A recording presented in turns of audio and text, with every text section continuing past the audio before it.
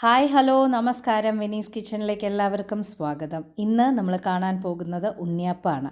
അപ്പോൾ എങ്ങനെയാണ് വളരെ സോഫ്റ്റ് ആയിട്ടുള്ള ഉണ്ണിയപ്പം ഉണ്ടാക്കുക എന്നുള്ളതാണ് കാണിച്ചു തരാൻ പോകുന്നത്. ഇത് എൻ്റെ മെത്തേഡാണ്. ഓൾറെഡി ഒരുപാട് പ്രാവശ്യം ഞാൻ ഉണ്ടാക്കിയിട്ടുണ്ട്, ഇട്ടിട്ടുണ്ട്. എന്നാലും കൂടി ഒരിക്കൽ കൂടി കാണിച്ചു തരുന്നു. നമ്മളിവിടെ പച്ചരിയാണ് എടുക്കുന്നത്. പച്ചരി 1 ഗ്ലാസ് പച്ചരിക്കുള്ള അളവാണ് ഞാൻ കാണിച്ചു തരാൻ പോണത് കേട്ടുള്ളൂ. അപ്പോൾ ഞാൻ 1 ഗ്ലാസ് പച്ചരി എടുത്തിട്ട് നല്ലപോലെ കഴുകി വൃത്തിയാക്കിയിട്ട് 4 മണിക്കൂർ കുതിർക്കാൻ വയ്ക്കുക. 4 മണിക്കൂർ കുതിർത്ത് കഴിഞ്ഞതിന് ശേഷം വെള്ളമൊക്കെ ഒന്ന് വാർത്തെടുക്കുക. എന്നതിന് ശേഷം നമ്മൾ മിക്സിയിലിടുക. മിക്സിയിലിട്ട് കഴിഞ്ഞതിന് ശേഷം ഇത് അരയ്ക്കാനാണ് പോണത്. ഇനി നമുക്ക് വെള്ളം ഒഴിച്ച് അരയ്ക്കരുത്. ഓക്കെ, വെള്ളം പാടില്ല. ഒരു 4-5 ഏലക്ക ഇട്ട് കൊടുത്തിട്ടുണ്ട്. അളവ് അതേ എടുത്ത അരിയുടെ അളവിന് തന്നെ 1 ഗ്ലാസ് തേങ്ങ എടുത്തിട്ടുണ്ട്. പിന്നെ 2 ചെറുപഴമാണ് എടുത്തിരിക്കുന്നത്. നമ്മുടെ പാളയംകോടൻ പഴമാണ് നിങ്ങൾക്ക് കിട്ടണമെന്നുണ്ടെങ്കിൽ വളരെ നല്ല ഉത്തമം. എനിക്ക് കിട്ടിയില്ല, ഞാൻ എപ്പോഴും ചെറുപഴത്തിലാണ് ചെയ്യാറുള്ളത്. അതും കൂടി ഒന്ന് പൊട്ടിച്ചിട്ട് കൊടുക്കുക. എന്നതിന് ശേഷം നമുക്ക് ശർക്കരയുടെ അളവാണ് വേണ്ടത്. നിങ്ങൾക്ക് ശർക്കര പാനി ഉരുക്കിയിട്ടാണ് നിങ്ങൾ എടുക്കണമെന്നുണ്ടെങ്കിൽ ഇതേമാതിരി തന്നെ ഉരുക്കിയിട്ട് 2 ഗ്ലാസ് എടുത്തോളൂ. എൻ്റെ ഓർഗാനിക് ശർക്കരയാണ്. അതിൽ കല്ലും മണലും ഒന്നും തന്നെ ഇല്ല. അതുകൊണ്ട് തന്നെ ഞാൻ ഡയറക്റ്റായിട്ട് ആ പൊടി ഇട്ട് കൊടുക്കണം. 2 കപ്പാണ് ഇട്ട് കൊടുക്കുന്നത്. അതായത് 1 ഗ്ലാസ് പച്ചരിക്ക് 1 ഗ്ലാസ് തേങ്ങയും 2 ഗ്ലാസ് പച്ചരി 2 ഗ്ലാസ് ശർക്കര എന്നുള്ള കണക്കിലാണ്. എന്നിട്ട് വെള്ളം ഒട്ടും തന്നെ ഇല്ലാതെ ഇങ്ങനെ നന്നായിട്ട് അരച്ചെടുക്കുക. അതായത് ഇങ്ങനെ ഫൈൻ പേസ്റ്റ് പോലെ ആവരുത്, കുറച്ച് തരിതരിപ്പ് ഉണ്ടാവണം. അങ്ങനെ നമ്മൾ കുറച്ച് തരിതരിപ്പോട് കൂടിയിട്ട് നമ്മുടെ മാവ് കറക്റ്റായിട്ട് അരച്ചെടുത്തിട്ടുണ്ട്. ഇനി ഇത് ഓവർനൈറ്റ്, അതായത് 10 മണിക്കൂറൊന്ന് പുളിച്ചിട്ട് റെഡി ആവട്ടെ. അടുത്ത ദിവസം രാവിലെ പുളിച്ച് റെഡിയായി മാവ്. അങ്ങനെ നിങ്ങൾ വിചാരിക്കണ മാതിരി ഇങ്ങനെ ഇഡ്ലി മാവ് പോലെ പൊങ്ങുമൊന്നുമില്ല, എന്നാലോ ഫെർമെൻറ്റേഷൻ നടന്നിട്ടുണ്ടാവും. ഓക്കെ, ഇനി നമ്മളിതിലേക്ക് എന്താ ചെയ്യണമെന്ന് വെച്ചാൽ ആ കട്ടിയായിട്ടുള്ള മാവിലേക്ക് ലേശം ഒന്ന് വെള്ളമാക്കി കൊടുക്കുക. എന്ന് വെച്ചാൽ ഇത് ഭയങ്കര കട്ടിയാണ്, അപ്പോൾ ഒഴിക്കാൻ നമുക്ക് കിട്ടില്ല. അപ്പോൾ ലേശം, അതായത് ഒരു 1/2 ഗ്ലാസ് വരയ്ക്കും ആവാം. എന്നിട്ട് അത് ഒഴിച്ചു കൊടുത്തിട്ട് നല്ല പോലെ ഒന്ന് മിക്സ് ചെയ്യുക. ഇനി ചീഞ്ചട്ടിയിൽ നെയ്യ് വയ്ക്കുക. നെയ്യ് ഒഴിച്ചു കൊടുത്തിട്ട് അതിലേക്ക് ഒരു പിടി, നിങ്ങളുടെ കയ്യിന് ഒരു പിടി തേങ്ങാക്കൊത്ത് ഇട്ടോളൂ. ഇനിയിപ്പോൾ നിറയെ തേങ്ങാക്കൊത്ത് വേണമെങ്കിൽ അപ്പോഴും നല്ല പോലെ ഇടാം. എന്നിട്ട് അതായത് 1 സ്പൂണോളം കറുത്ത എള്ളിട്ട് കൊടുക്കുന്നുണ്ട്. അതേമാതിരി തന്നെ ഈ എള്ള് ഓപ്ഷണലാണ്, ചുക്ക് ഓപ്ഷണലാണ്. ഇതൊക്കെ ചിലവരിടാറുണ്ട്, ചിലവരിടാറില്ല. നല്ല പോലെ ഒന്ന് നമ്മുടെ തേങ്ങ മൂത്ത് കഴിഞ്ഞിട്ടുണ്ടെങ്കിൽ അത് ഇതിലേക്ക് ഒഴിച്ചു കൊടുത്തിട്ട് നല്ലപോലെ ഒന്ന് മിക്സ് ചെയ്യുക. നല്ലപോലെ ഒന്ന് മിക്സ് ചെയ്തിട്ട് ഒരു 1 മണിക്കൂറോളം ഒന്ന് റെസ്റ്റിംഗ് പീരീഡ് കൊടുക്കുക.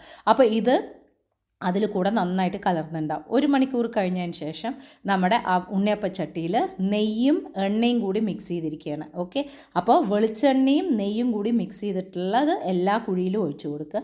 എന്നിട്ട് നമ്മുടെ മാവിനെ അതിലേക്ക് ഒഴിച്ചു കൊടുക്കുക. മാവിനെ ഒഴിച്ചു കൊടുത്തു കഴിഞ്ഞ് സ്ലോ ഫ്ലെയിമിൽ വെച്ചിട്ട് കുക്ക് ചെയ്യുക. വല്ല ഹൈ ഫ്ലെയിമിൽ വെച്ച് കുക്ക് ചെയ്ത് കഴിഞ്ഞിട്ടുണ്ടെങ്കിൽ ശരിയാവില്ല. അപ്പോൾ ഒരു 10 മണിക്കൂർ പുളിച്ച മാവായതുകൊണ്ട് തന്നെ നല്ല സോഫ്റ്റ് ആയിരിക്കും. നല്ല ഫെർമെൻറ്റഡ് ബാറ്ററിൽ ഉണ്ണിയപ്പം ഉണ്ടാക്കുന്ന സമയത്ത് നല്ല ടേസ്റ്റ് ഉണ്ടാവും. ഓക്കെ, അപ്പോൾ ഇൻസ്റ്റൻറ്റ് വേർഷനും ഞാൻ നിങ്ങൾക്ക് കാണിച്ചു തന്നിട്ടുണ്ട്, ഇല്ല എന്നല്ല ഞാൻ പറയണത്.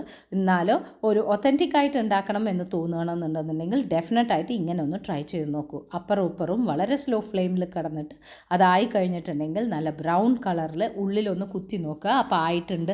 ഒരു ടൂത്ത് പിക്കിൽ അങ്ങനെ ഒന്നും വരണില്ല, എല്ലാം നീറ്റ് ക്ലീൻ ആയിട്ട് വരേണ്ടതെന്നുണ്ടെങ്കിൽ നമുക്ക് എല്ലാം എടുക്കാം.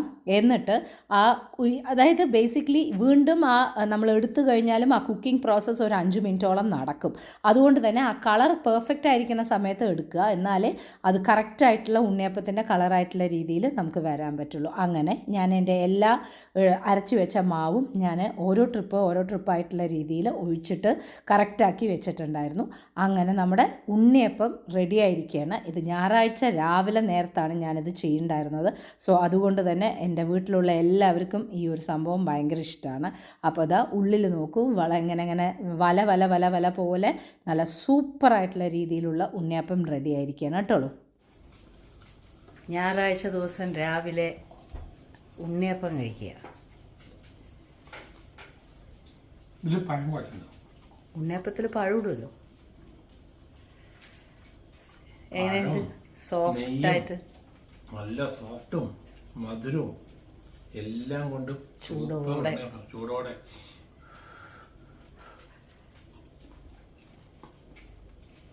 കറക്റ്റ് മധുരം. എനിക്ക് ഇഷ്ടമല്ല ഇങ്ങനെ കൂടുതലാവണത്.